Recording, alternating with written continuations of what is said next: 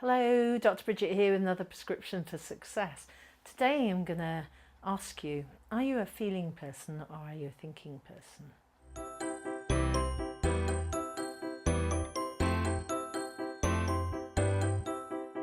So the difference that makes the difference between whether you're feeling or thinking is what I call a metaprogram, which is pretty deep at a deep subconscious, unconscious level. And it just means that we deal with stress in a different way. So people that are feeling tend to get very stuck in their emotions, find it difficult to get out of them, and everything that happens stress-wise around them, what we would consider a reasonably normal level of stress, they get very emotional about. And there are people then who are very logical about things. So something happens and they deal with things in a very logical, hard fact, matter of fact way. And the reason why it's important to know this about A, yourself, and B, about other people, is that you can then predict what's going to happen when something goes wrong, when they're under stress, when what doesn't seem like stress to you seems very acute to them.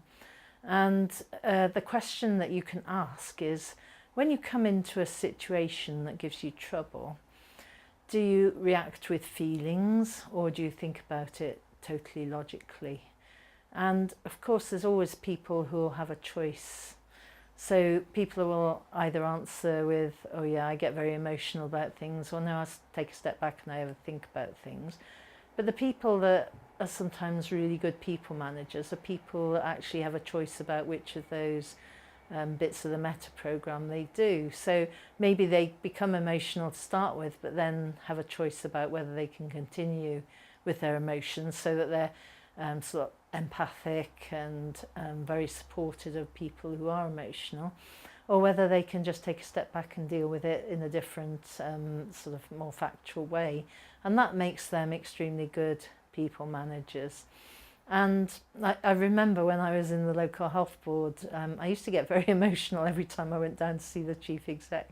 And I think that must be this meta program that was coming into play. Whereas now, when I'm under a lot less stress and enjoying my life a lot more, I've got the ability to take a step back and think about things logically.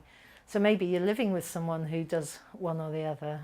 Maybe you're got people in your team or that you manage who do one or the other, and it's just be really useful to know so that you know what to expect from them when they're under stress, and you can respond in an effective way that makes you a really good manager.